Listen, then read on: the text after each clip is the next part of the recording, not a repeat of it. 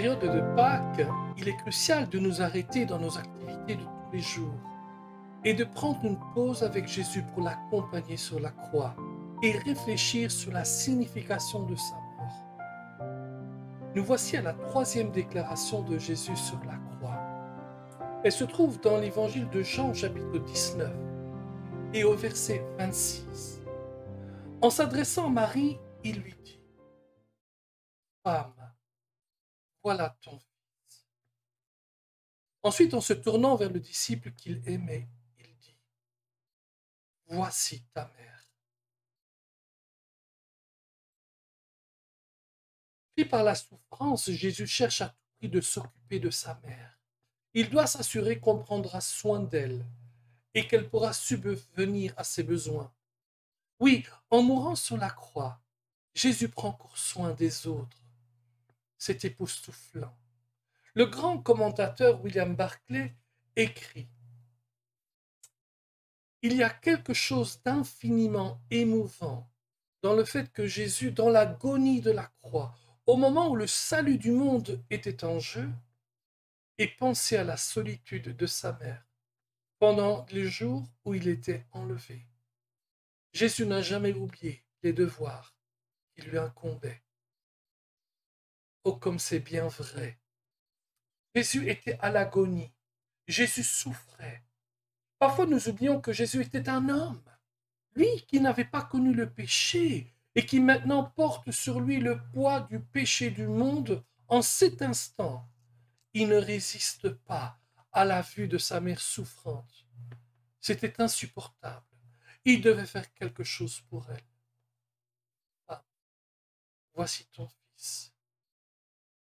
Voici ta mère.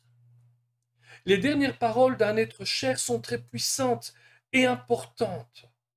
Elles ont une signification durable dans nos vies lorsque nous nous souvenons de celui que nous avons perdu.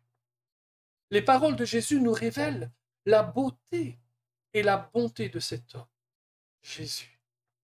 Il y a deux facettes de la beauté de Jésus que je vois ici et sur lesquelles j'aimerais attirer votre attention dans ces mots. Nous voyons d'abord Jésus honorer les relations familiales, mais aussi nous le voyons redéfinir les relations familiales.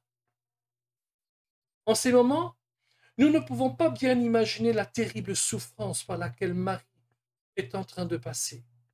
Elle savait qu'un jour elle allait souffrir, mais savait-elle comment?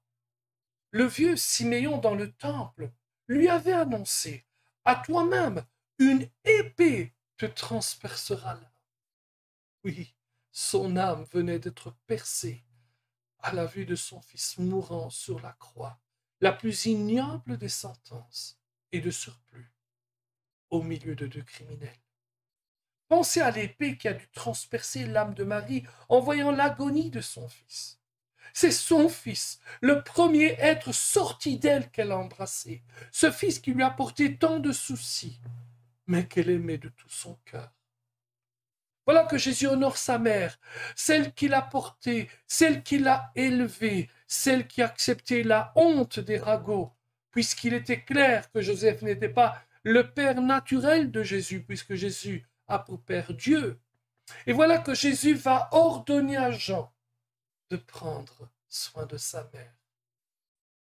Mais on voit ici un deuxième élément, celui d'une nouvelle notion de la famille. Jésus ne fait pas qu'honorer les liens familiaux, il les redéfinit. Dans cette transaction qui a lieu, Jésus désigne essentiellement Jean pour devenir le fils spirituel de Marie. Et Marie, qui est confiée à Jean, devient sa mère spirituelle. En confiant Marie à Jean, Jésus redéfinit une nouvelle famille qui transcende la famille naturelle, à savoir l'Église de Jésus-Christ. En Christ, tous ceux qui croient en Jésus font partie de la même famille spirituelle.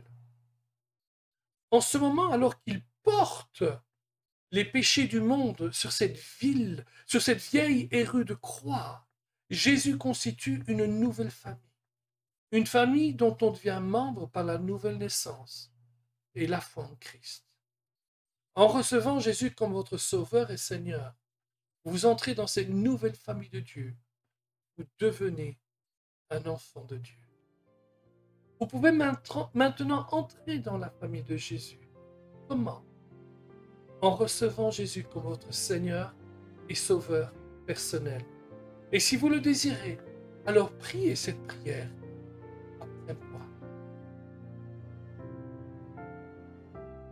Cher Dieu, je veux faire partie de ta famille.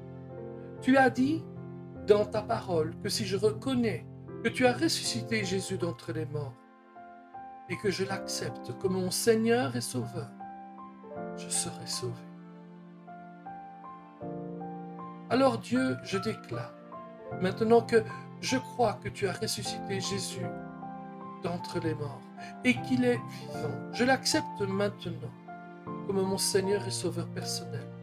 Merci de me débarrasser de l'esclavage du péché maintenant. Merci de m'accueillir dans ta famille et tu fais de moi une nouvelle personne. Je suis maintenant sauvé. Jésus est mon Seigneur. Jésus est mon Sauveur. Amen. Ouais, c'est super. Si vous avez pris cette décision, faites-nous savoir en envoyant un commentaire ou en le signalant à la personne qui vous a envoyé cette vidéo.